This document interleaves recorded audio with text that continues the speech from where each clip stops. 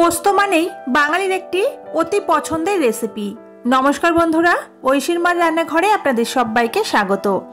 আজ আপনাদের সঙ্গে শেয়ার করব আলু পোস্ত, তাও আবার পোস্ত ছাড়া। আশা করছি আজকের রেসিপিটি ভালো লাগবে।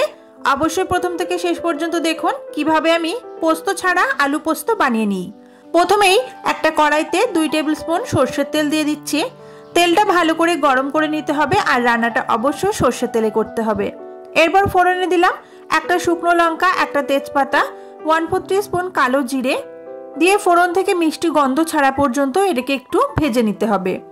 ফোড়নটা 30 থেকে 40 সেকেন্ড মতো একটু ভাজা হয়ে গেলে এখানে দিয়ে দিচ্ছি ছোট টুকরো ডুমো করে কেটে রাখা আলু। এখানে আপনারা আপনাদের প্রয়োজন মতো ব্যবহার করবেন। আমি 3টে বড় সাইজের আলু ব্যবহার করেছি। আলুটা ভাজার সময় আমি এখানে অল্প সামান্য লবণ আর অল্প একটু হলুদের গুঁড়ো দিয়ে দেব।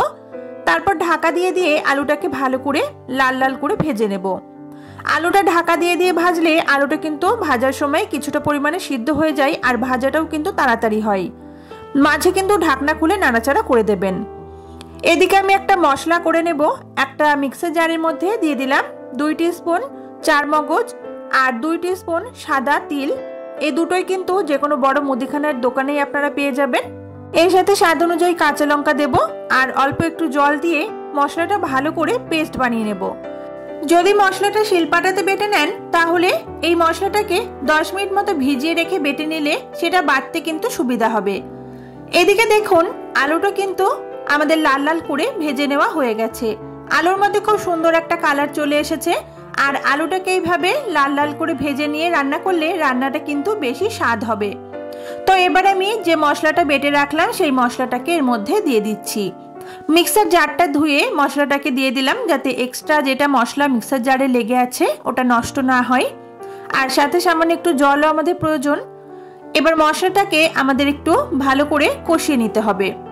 যদি এখানে পোস্ত দিয়ে পোস্তটা রান্না করতাম তাহলে পোস্তটা কিন্তু খুব বেশি কষাতে হয় না, তাহলে পোস্ত স্বাদ নষ্ট হয়ে যায়। আমি যেহেতু চারমগজ আর তিল দিয়ে রান্নাটা করছি তার জন্য কিন্তু মশলাটা ভালো করে কষিয়ে নিতে হবে। মশলাটা কষানোর সময় গ্যাসের ফ্লেমটা কিন্তু মিডিয়াম টু লোতে রেখেছি। মশলাটা যখন এরকম অনেকটা শুকনো শুকনো হয়ে আসবে তখন এর মধ্যে দেব জল।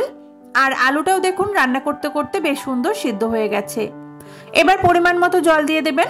আলুটা যেহেতু অনেকটা সিদ্ধ হয়ে গেছে তাই জলের পরিমাণ কিন্তু খুব একটা বেশি দরকার নেই।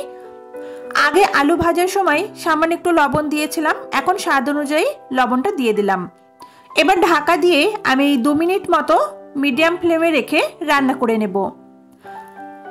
2 মিনিট পর আমি ঢাকনাটা সরিয়ে নিচ্ছি। আমাদের মশলাটা কিন্তু বেশ শুকনো শুকনো হয়ে এসেছে, সামান্য একটু রস রস রয়েছে। এবার একবার ভালো করে নাড়াচাড়া করে মিশিয়ে দেব আর উপর থেকে দিয়ে দেব 2টো চেরা কাঁচা লঙ্কা, স্বাদ অনুযায়ী চিনি দেব মিষ্টির জন্য আর দেব 1 টিস্পুন কাঁচা সর্ষের তেল দিয়ে সমস্ত কিছু ভালো করে মিশিয়ে দেব। আর এইটুকু গ্রেভি আমি রাখছি কারণ যখন এটা ঠান্ডা হয়ে যাবে তখন কিন্তু এটা আরো একটু শুকনো শুকনো হয়ে যাবে। এবার গ্যাসের ফ্লেমটা বন্ধ করে এটাকে 10 মিনিট মতো স্ট্যান্ডিং টাইমে দিন আর গরম গরম ভাতে এটাকে খেয়ে বলুন রেসিপিটি আপনাদের কেমন লাগলো। বাড়িতে অবশ্যই কিন্তু এই রেসিপিটি ট্রাই করে দেখার অনুরোধ রইল। আমার আজকের রেসিপি যদি আপনাদের একটুও ভালো লেগে থাকে তাহলে অবশ্যই ভিডিওতে একটা লাইক করে প্লিজ আমার চ্যানেলটিকে সাবস্ক্রাইব করে নেওয়ার অনুরোধ রইল।